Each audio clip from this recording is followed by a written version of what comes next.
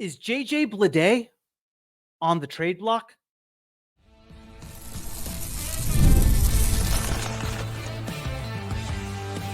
You are Locked On A's, your daily Oakland A's podcast, part of the Locked On Podcast Network, your team every day. Welcome to Locked On A's, part of the Locked On Podcast Network, where it is your team every day. I am your host, Bunni. That is right, one name. Episodes will drop Monday through Friday at 6 a.m. That's Oakland, Vegas, and Sacramento time.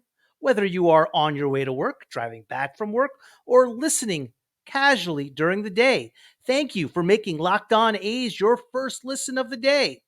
I am from the Bay Area, and I have been a die-hard A's fan since 1981. I'm here to bring you a real fan's take, covering everything from Oakland to Sacramento to Las Vegas. This is the place for A's fans to get the latest game breakdowns, team news, and more. This is where the passion of the fans take center stage. We are free and available wherever you get your podcast, including YouTube. And please hit that subscribe button wherever you are following the show. On today's show, we are going to get back to baseball. The A's made a change yesterday, and per usual, it had nothing to do with baseball. They officially took Oakland from their name, but the real catch is they will not be associated with Sacramento either, just quote-unquote athletics. Arizona Fall League has been in full action for about a month now, and Nick Kurtz, A's first-round draft pick, has been getting a lot of attention. We are going to check out what's going on with the A's farm system and what's going on in Arizona at fall ball. First, MLB free agency is just starting to hit the rumor mill. A's GM David Forst has stated that the A's are focused on trades this offseason. Who could be on the trade block? And would JJ Bleday be the most viable option to move? Today's episode is brought to you in part by GameTime. Download the GameTime app, create an account, and use code LOCKEDONMLB for $20 off your first purchase.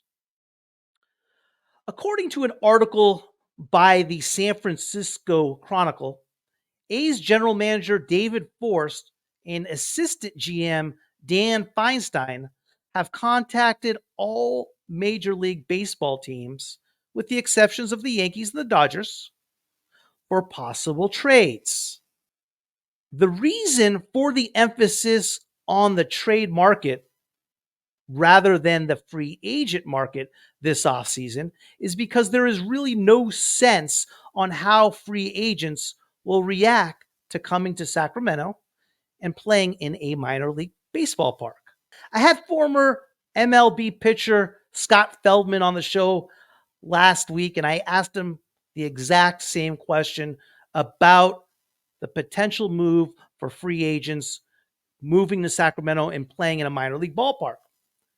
Feldman stated that yes, playing in Sacramento and the reputation of A's management would have an effect on Major League Baseball players signing with the A's.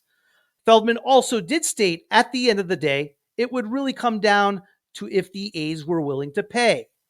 In other words, in order for the A's to sign a free agent they can't afford, are they willing to pay a premium for that free agent?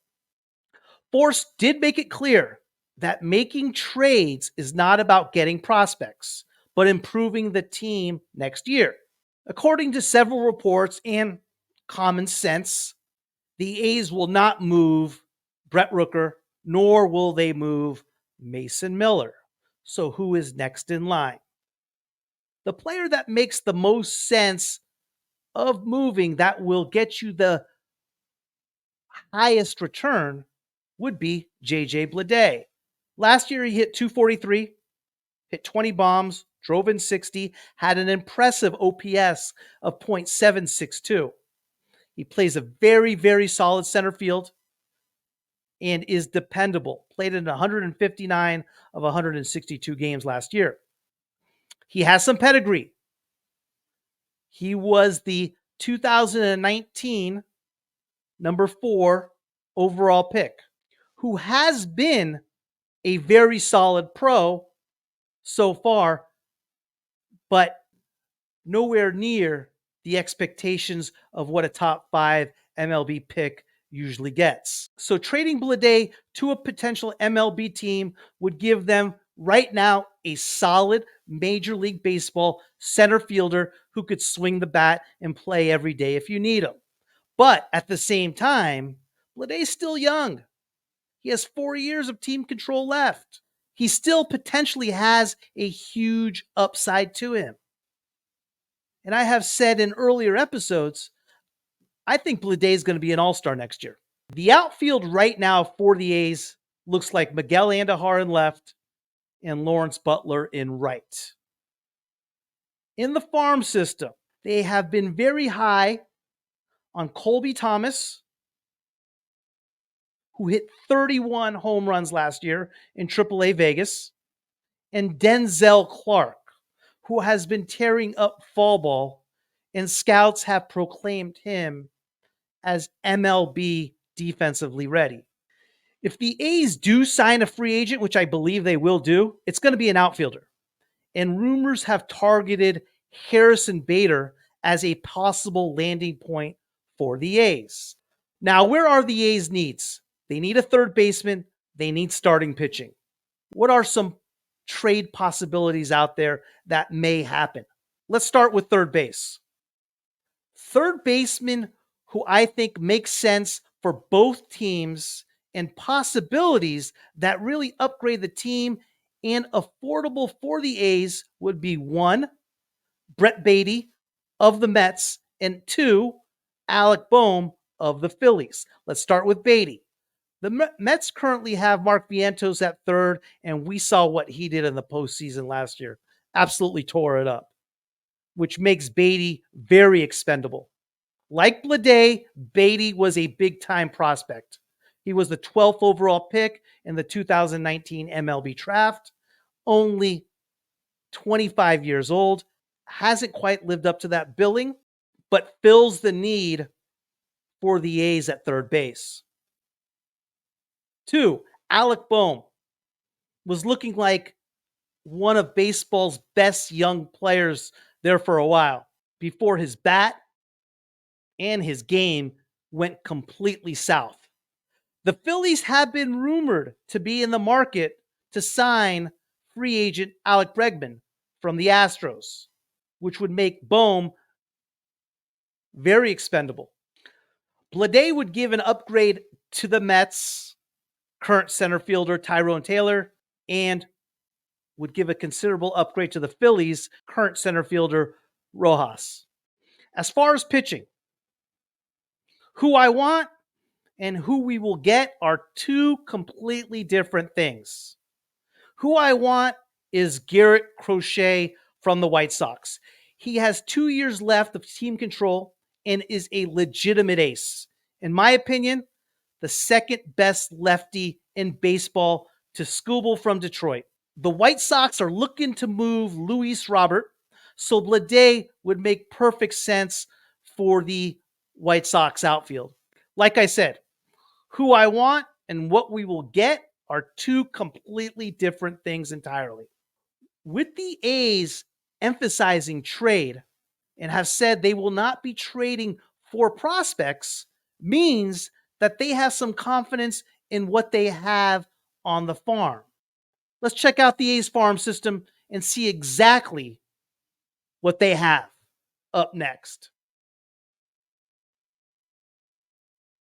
Today's episode is brought to you in part by Robinhood. With Robinhood Gold, you don't need a silver spoon to eat up the financial favors of the 1%. Robinhood Gold allows others to get the rates and perks usually reserved for the high society. Now, the resourceful individual with Robinhood Gold can earn the very liberal rate of 4.5% APR on uninvested cash and rewarded with a handsome 3% retirement boost on an IRA account. Robinhood Gold provides the privileges of a high net worth for any net worth. These generous benefits are now available for only $5 a month. The new gold standard is here with Robinhood Gold. Sign up at robinhood.com/gold. Terms apply. For product specific disclosures, visit robinhood.com/gold. Investing involves risk. Rate may change. Gold membership is offered by Robinhood Gold LLC. Today's episode is brought to you in part by Arena Club. For most of us that like collecting cards, the idea of spending $2,000 or more on a Luka, Ellie, or Mahomes rookie card just isn't in the cards. I love collecting, but that's some serious money to drop. Thanks to slab packs from arenaclub.com, now it's possible to score gem mints for a fraction of their retail price. Every card that I listed was hit from last week's Arena Club slab pack drop. Arena Club is the only repack that provides real value, a complete view of all possible cards, and clear hit rates for each one. What I love about opening Arena Club slab pack is that once you open them, your pulls are revealed. They'll immediately be placed in your showroom for safekeeping, selling, trading, or auction. Right now, you can get 10% off your first slab pack or card purchase by going to arenaclub.com/lockedonmlb and use code lockedonmlb. That's arenaclub.com/lockedonmlb. Code lockedonmlb for 10% off your first purchase. When you are talking about the athletics farm system and prospects, the conversation starts with Nick Kurtz. Nick was the A's number 4 overall pick in the 2024 Major League Draft. He came out of Wake Forest, and this kid was an absolute beast. To give you an idea, the A's signed him to a $7 million signing bonus, which gives you an idea of how good this kid is and how high the A's look at him as a prospect, because the A's spend zero money. Here's the thing. While we consider him a prospect, most people don't know how high the ceiling really is on this kid.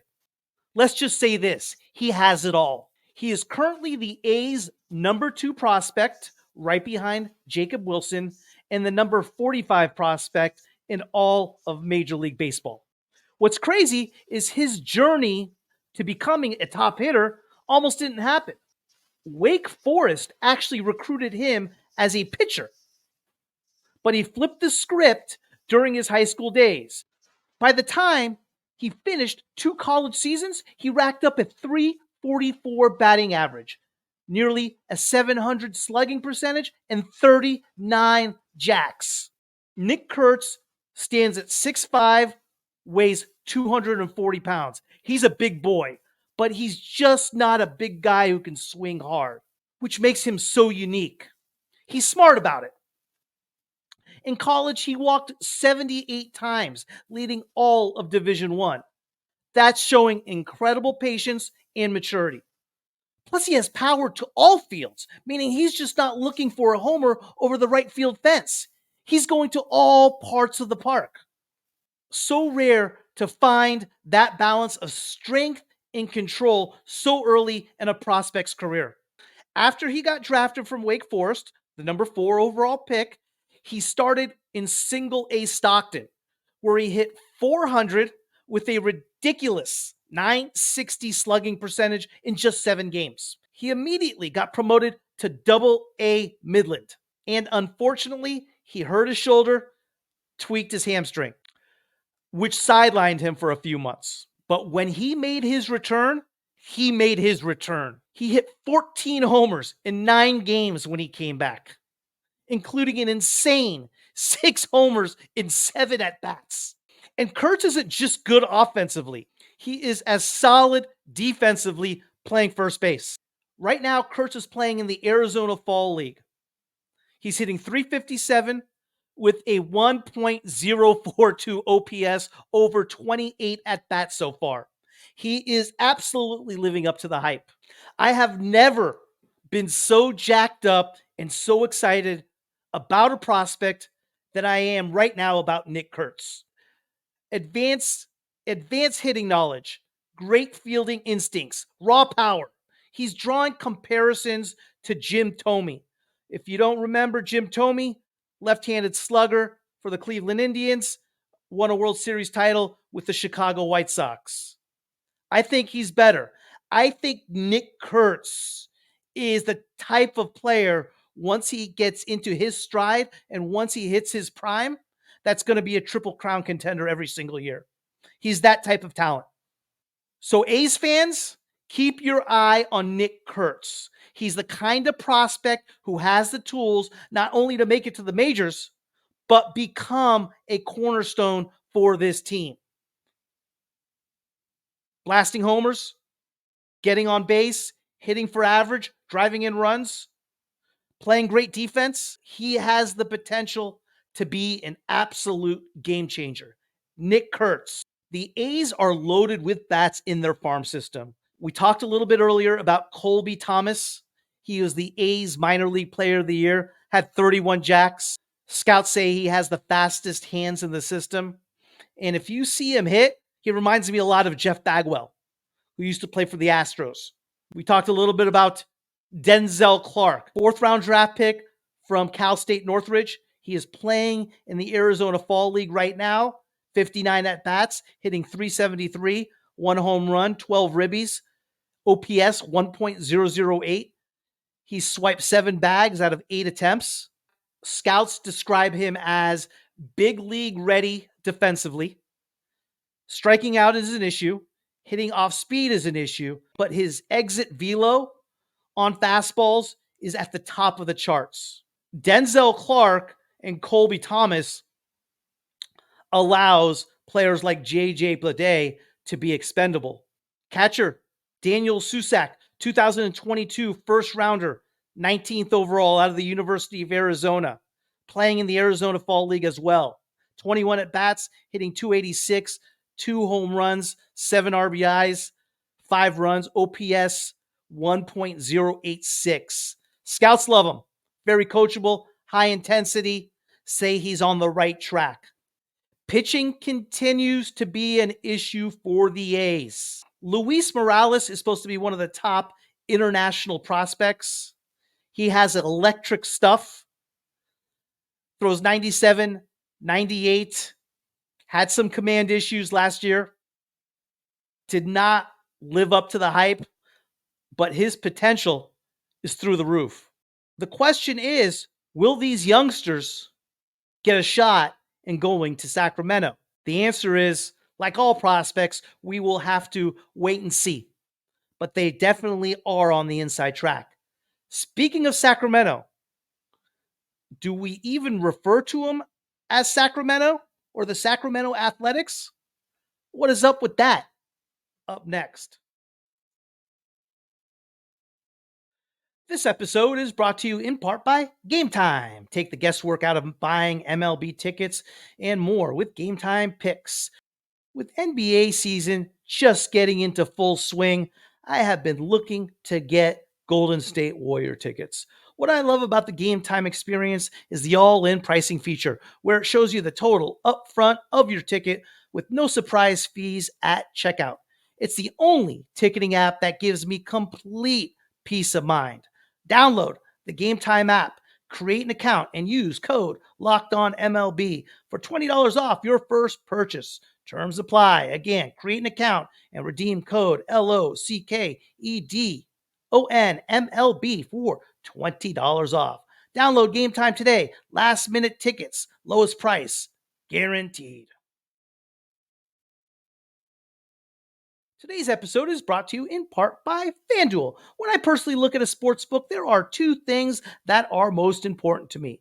Is it easy to deposit? And more importantly, is it easy to withdraw? FanDuel checks both boxes for me. Get ready to tackle the NFL action with FanDuel, America's #1 sports book. Because right now, new customers can bet $5. Get $150 in bonus bets if you win. The FanDuel Sports app gives you everything you need to place live bets on the NFL all in one place. So when you get a hunch in the middle of the game, you can check out the latest stats, view live play-by-play, and so much more on the same page where you place your bets. Just visit FanDuel.com to join today. You'll get started with $150 in bonus bets if you win your first $5 bet. That's FanDuel.com.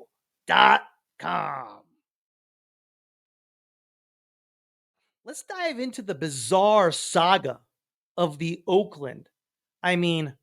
Sacramento Athletics, or should I say, just the Athletics. It's the team with a name, but no true home, and an ownership group, as we know, that seems determined to push fans away. If you're a baseball fan trying to make sense of this, me and you both. In April, when John Fisher and the Athletics announced their move to Sacramento, there was an interesting detail tucked in the release. The team wouldn't officially be called the Sacramento Athletics. Instead, they'd simply go by Athletics. And just 2 days ago, the A's have removed everything with their brand that is associated with Oakland. But they did not include Sacramento in there, as we expected. They are just the Athletics. At first, the decision might not seem like a big deal, but when you really think about it, sports teams typically adopt the city to connect with local fans. When a city name is missing, it feels like impersonal, like an afterthought.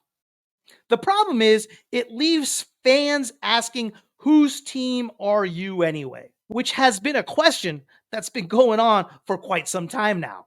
And the timing is strange here. Oakland fans have long been fed up after years of watching talent leave and the stadium fall apart. They had to watch Fisher openly pursue other cities, clearly signaling that their loyalty was irrelevant. So it's no surprise that the vast majority of Oakland fans have cut ties with the A's. Sacramento fans, on the other hand, want something to root for. This could be the Sacramento Athletics, a chance to build a new fan base and create something exciting. But this name decision makes it feel like the team is just, passing by. And in reality, that's really what they're doing. And the management group, ownership group wants to send that message across. And they're doing a hell of a job at it. Obviously, the main reason for Fisher doing this is the lack of long-term vision for Sacramento. Sacramento sports fans have already shown how passionate they can be with their NBA team, a city that rallied behind their Kings through thick and thin, and it could be an incredible market for Major League Baseball. Yet, alienating the decision to stick with simply Athletics instead of Sacramento Athletics takes away an easy way for locals to feel pride and ownership. It's like Fisher is testing Sacramento's commitment instead of actively investing in it. The sad truth of the whole thing is, as we know, the A's under Fisher's ownership group don't feel like a franchise that's for the fans.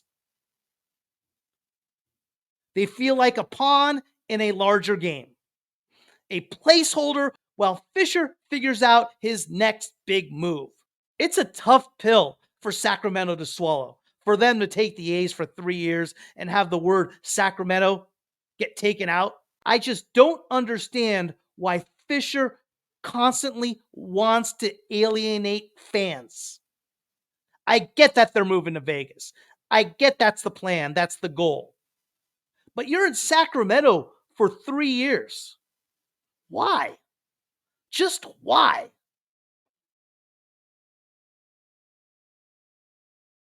We appreciate you making today's episode of Locked On A's your first listen of the day.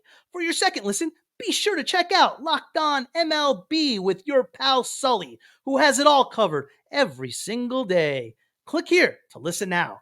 Don't forget that between these episodes, you can keep up with me and your A's by following on social media at Locked On A's, at X or Twitter, whatever you want to call it.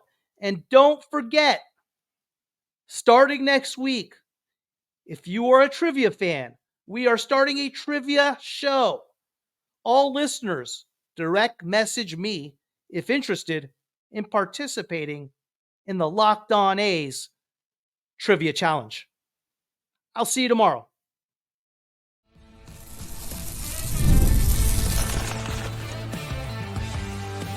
You are Locked On A's, your daily Oakland A's podcast, part of the Locked On Podcast Network, your team every day.